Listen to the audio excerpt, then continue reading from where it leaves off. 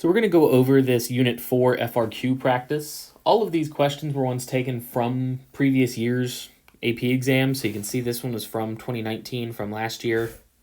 It tells us we have a cylindrical barrel with a diameter of 2 feet that contains collected rainwater as shown in the figure above. Water drains out through a valve, not shown in the bottom of the barrel.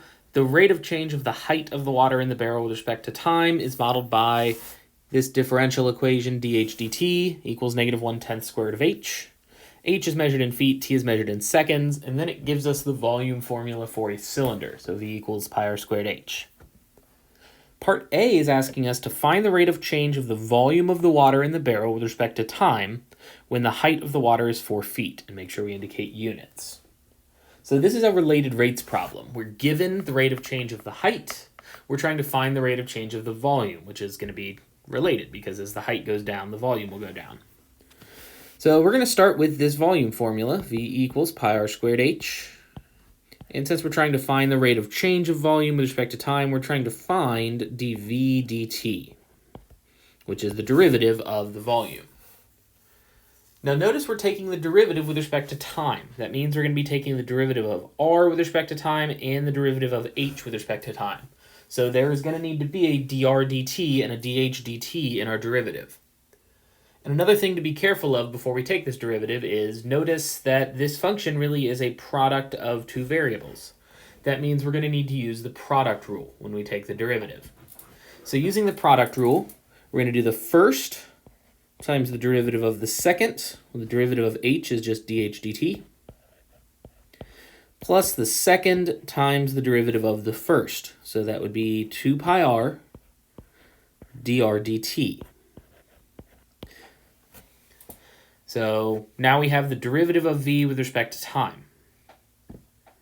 Well, we're being asked to find the rate of change of the volume at the time that the height is 4 feet. So now we need to find dV dt evaluated when h equals 4. So we're just using this bar to mean evaluated at the time when h equals 4. So I don't just want to carry down the equal sign and start plugging stuff in, because if I do that, well, that's what I'm saying the function dV dt is equal to. And that's going to be a linkage error. So we need to make sure we're saying dV dt evaluated at h equals 4 is going to equal, and then we can start plugging stuff in. So pi times radius squared. Well, what is the radius here? We're told the cylinder has a diameter of 2 feet, so that means the radius is going to be 1 foot. Times dH dt, we don't have a number to plug in, but we do have a function up here. dH dt is equal to negative 1/10 square root of h. Then plus, well, let's see, h is 4. That's when the moment we're evaluating it, so I really could plug in 4 here as well. Times 2 pi times radius is 1 times, well, what is dr dt? That's the rate of change of the radius, but the radius isn't changing. The cylinder is staying the same radius. So that's actually going to be 0. That's a constant, which means this whole product is 0. So now all that's left is this first piece. So this part's pretty easy. 1 squared is 1 times pi is pi times negative 1/10 times the square root of 4. So negative 1/10 times 2 is negative 2/10, or negative 1/5. So this will equal, we'll just write this as negative pi over 5. And what would our units here be?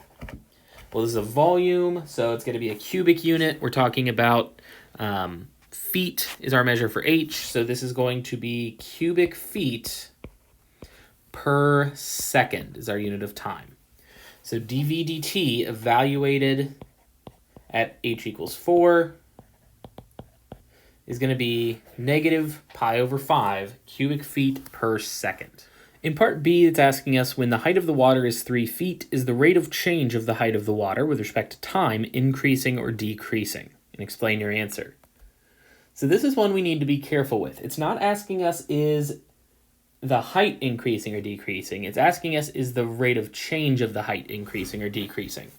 So we're trying to determine, is dH dt increasing or decreasing when h equals 3? Well, the way you determine if something is increasing or decreasing is by taking its derivative. So what we're actually going to find here is the derivative with respect to time of dH dt. So we need to take the derivative of this, which, to make that a little easier, I'm going to think of that as negative 1/10 h to the 1/2 power, just so I can use the power rule on it. So when I take this derivative, multiply by my exponent, would make this negative 1/20 h to the negative 1/2. But then don't forget, I'm taking the derivative of h with respect to time, so I need to have a dH dt in here. So this is the rate of change of dH dt, negative 1/20 h to the negative 1/2 times dH dt. Now I'm going to simplify this a little bit, and I'm going to plug in the value or the function of dH dt. So since this negative exponent is the 1/2, that's going to go in the denominator, so this is going to end up being negative 1/20 square root of h times, well, what was dH dt? It was negative 1/10 square root of h, so I'm going to write that as square root of h, or negative square root of h over 10. And now if we simplify, well, square root of h over square root of h will actually divide out. And then negative times negative, this will come out to positive 1/200 is what d squared h over dt squared, that's just another way to write the second derivative, is equal to positive 1/200. Notice it doesn't matter what h is. There's not an h in here anymore. The second derivative is just 1/200. So the fact that h equals 3 is actually irrelevant here. Doesn't matter what the height is, the rate of change of the height is 1/200. So how do we determine if that's increasing or decreasing? We just look at the sign. Since this came out positive, that means it is increasing. So the last thing to do then is just explain our reasoning. So we could say that dH dt is increasing because the second derivative, d squared h over dt squared, is greater than 0. And that's all we would need to say for our explanation there. In the next problem, we're told the height of the tree in meters can be modeled by the function g given by g of x equals 100x over 1 plus x, where x is the diameter of the tree in meters. When the tree is 50 meters tall, the diameter of the base of the tree is increasing at a rate of 0.03 meters per year. According to this model, what is the rate of change of the height of the tree with respect to time in meters per year at the time when the tree is 50 meters tall? So again, make sure you read this more than once so you completely understand what all the variables mean and understand what it's asking.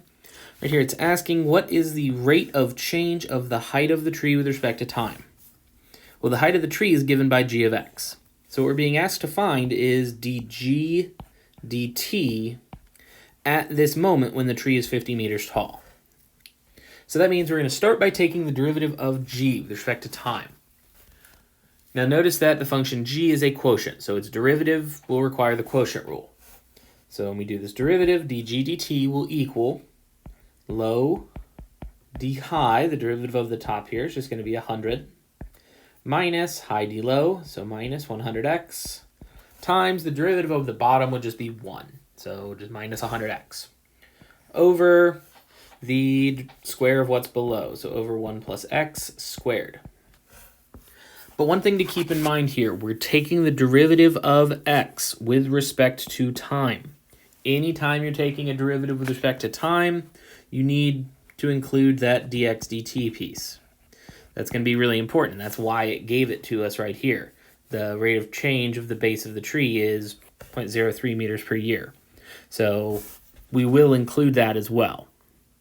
So if we do a little bit of simplifying here, we can see in the numerator, if you distribute the 100, 100x minus 100x will divide out. So that's just going to leave us with 100 over quantity 1 plus x squared times dx dt.